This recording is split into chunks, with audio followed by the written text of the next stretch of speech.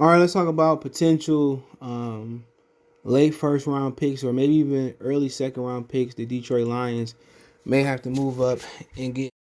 All right, so let's talk about those guys or potential guys that can slide, and then we kind of make our word down or guys the Lions may want to move up to get. So with another video about guys that I think that might slide, maybe do a live about it, but really some of the guys I think they might be there, they might want to move up for. I think three guys immediately come to mind. Christian Baymore, because if you look, it's very thin at interior linemen. At least early on, you look through just most big boards, it's not a lot of interior linemen. Okay, so Christian Baymore is probably be the guy the Lions probably will consider moving up to go get, or moving up in the second round to go get. So Christian Baymore is a prime candidate for that. All right, the Lions is a little weak in the inside, especially at talented guys. Baymore is a talented guy. Really, he was the catalyst up front for that defense.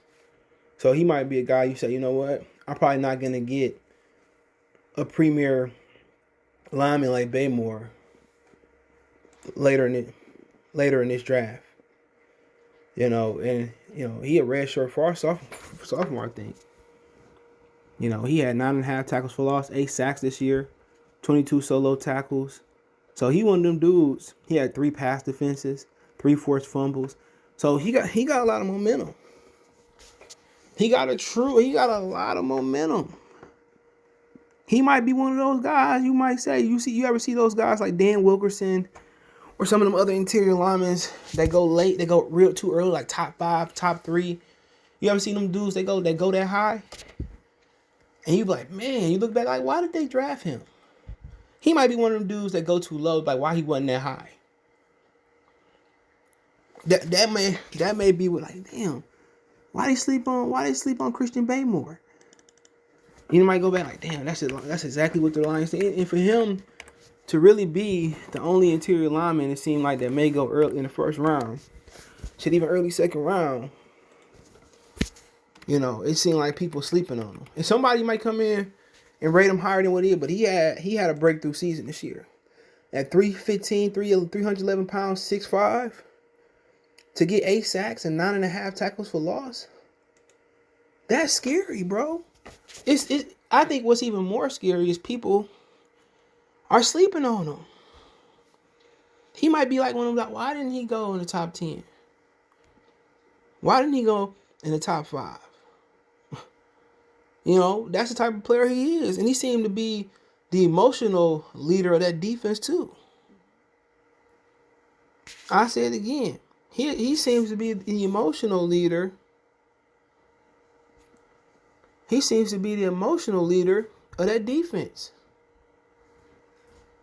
Right? He seems to be the emotional leader of that defense. I'm going to keep saying it. So you got an emotional leader, a vocal leader. You got a guy that's a freak.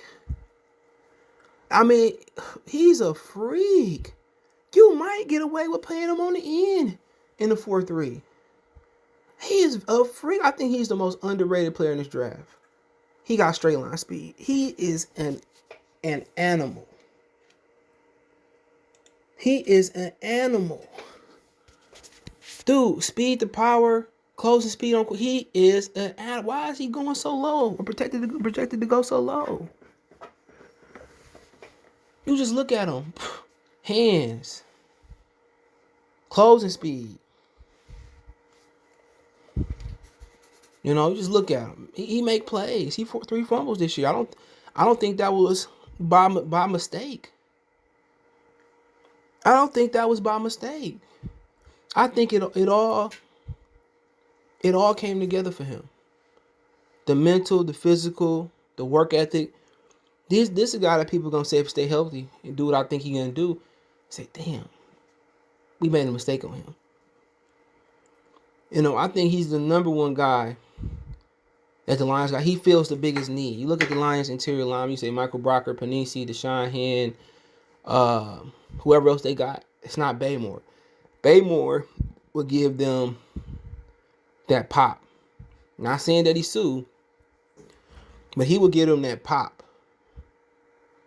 He would give them that, that over the top, like, okay, it was a weakness, now it's a strength. Especially if Panisi take that next hit, that next step. What if Deshaun Hand come back and make that step, that next leap? Then they saying, whoo. Then they saying, whoo. Man.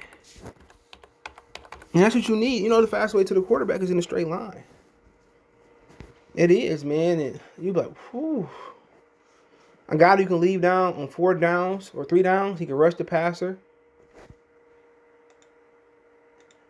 He can stop the run. If he ain't ready to stop the run right, I think he can get it. He got the size. So you got Kevin Strong, Nick Williams, I forgot to the pay cut, John Atkins, John Panisi, Deshaun Hand, Michael Brocker. I mean, you plug in. You got Jay Sean Cornell, the 7th round pick coming back next year. You go ahead and plug in Baymore. You're going to be happy. You're going to be happy if you got to trade a little bit more draft compensation. You're going to be happy with Baymore. You know what I'm saying? And he got leadership qualities, which is a big thing. Then you talk about, people say, well, the backfield is set. I'm not mad at that. But then you still got to look and say, Najee Harris will benefit from going in the backfield by committee early on. But he's a freak.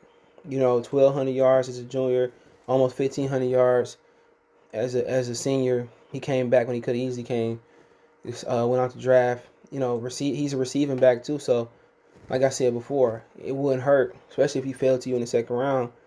Get rid of Kerryon Johnson, plug him in. But I think Najee Harris is more of a I think Najee Harris is more of a no-go since you got Jamal Williams. So, ain't no really point to harp on somebody. But whoever get Najee Harris, man, they're going to be super-duper happy that they got Najee Harris. They got Najee Harris as a running back. But then you start looking, and I think the most popular name that we talk about is Zaven Collins. A guy who was a high school quarterback, a guy that was a small town from Oklahoma, a guy that didn't get a lot of looks because he was from a small town, 6'4", 260, can rush off the edge, tremendous in coverage. I think he's the number one guy that you look for. Even ahead of Baymore, you be like, man, he fits what you need today. He fits what you need, a linebacker that can cover, a linebacker that's still getting better, a linebacker that get picks, a linebacker that can rush off the edge, a linebacker that's talented. If you can't plug him in this year, you plug him in next year, you're going to be happy. Remember, it's really more of a 2-linebacker league. What people don't understand, it's more of a 2-linebacker league. And what I mean by that is most of these teams come out of nickel. So you don't need really 3 strong linebackers out there. Most of these teams come out of nickel. So you plug him in there, you one linebacker away. And who knows? Even though Dan Campbell don't like Jelani Tavai,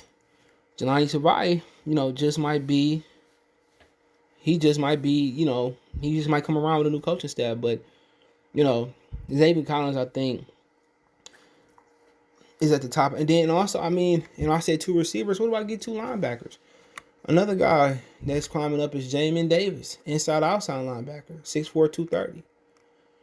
So you got an opportunity where, you got opportunity to rebuild your defense. If you go defense with the first pick, you got overrated Michael Parsons, but really it's really no defender that you're gonna go that high. So if you do move back, it's just for the sake I like somebody later and I get conversation with it. You do man back, get Baymore, Collins, and then you move up and get the opposite one. That can really build your defense. Come back in the 3rd round, grab your safety. Come back in the 3rd round again. You can do what you like. It couldn't be a defensive grab. I have no issue with it. But to be honest, it's just a lot of really good players. It's a lot of really good players out there, man. And the depth of this draft, or the strength of this draft, is receiver, running back later on. You got a lot of quarterbacks, a lot of interior linemen. You got a lot of inside linemen. You got some tackles out there. So, it could be a very, very beautiful draft if you do it the right way. But, I like a lot of these guys. But let's continue on. You're talking about some guys that might fall to, you might have to move up to get. Then you look at a guy like Rashad Bateman. What if you do go? Let's say they go offensive line with Rashawn Slater, right? Which I think he's gonna go earlier than what they say. You know, and you take a quarter, or you take somebody else, right? A non-receiver. You come back, and you at 41. Do you move up and you come back and take Rashad Bateman if he hang around that 26, 27, 28 area? Or do you call around and hope that he falls to you, or do you go up there and get him? That's the question, because he very may well go early. He very may well be there. So also Terrence Marshall, he might fall to you at too. Another big body receiver that can really run after the catch and stretch the defense. I think Rondale Moore is going to be there because he's small and injury prone. You got Elijah Moore. Do you say, I really like Rashad Bateman, go get him? Or do I say I can settle for a Cardavius Toney, a Terrence Marshall, Elijah Moore, Rondale Moore? Can I settle for them? Question. But you was talking about real quick about some guys that may fall. A little preview for the video I might do. Some guys that may fall. Look at Alex Leatherwood. That's probably going to be there in a second.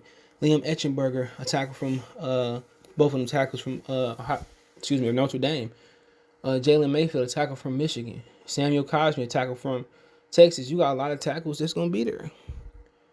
As people say, we take offensive line, you got tackles that's going to be there. You don't need a left tackle. Now, if you get a tackle that can pass block and run block with the best of them, then you can put them at right tackle, flip them at left when you're ready to get rid of Taylor Decker. But, this draft got some beautiful depth. And I do think the Lions may have somebody at, late second. That might fall to them in the second, or they might have to move up to get them in the first. That might entice them to move up back into the first round. But hey, let me know what you guys think. Check out Detroit Lions Talk playlist. Don't forget me on Facebook, Instagram, Twitter. You can reach out if you have a business question, inquiry, sponsor, video request, all our social media links, subscription. Faster reach me is Twitter, then Facebook, then Instagram. Want to make a financial donation? Cash App in the description. PayPal link there as well too. Best way to donate. Share the video. Appreciate the love, support. One time.